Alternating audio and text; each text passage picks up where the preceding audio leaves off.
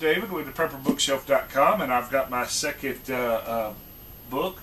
Now this one's twice as expensive as the last one, and I personally think it's a lot better book.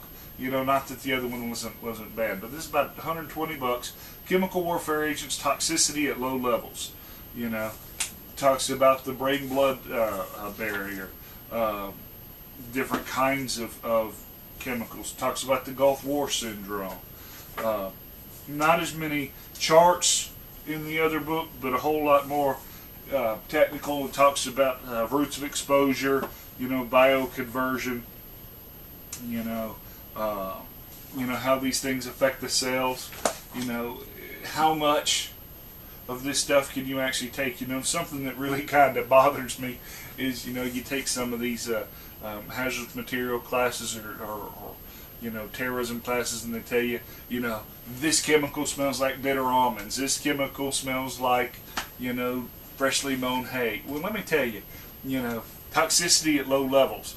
You know, if you're smelling bitter almonds and people are doing the funky chicken and dying, and you go in the mall and everybody's, you know, laying around on the ground, and you smell something, guess what, buddy?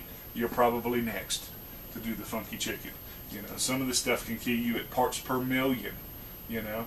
So, good book, worth getting, you know, if you want to spend the money, and it's your life. So if you're worried about it, then this is definitely worth getting, especially before you spend a lot of money in suits, right, to make sure that you get the right suit.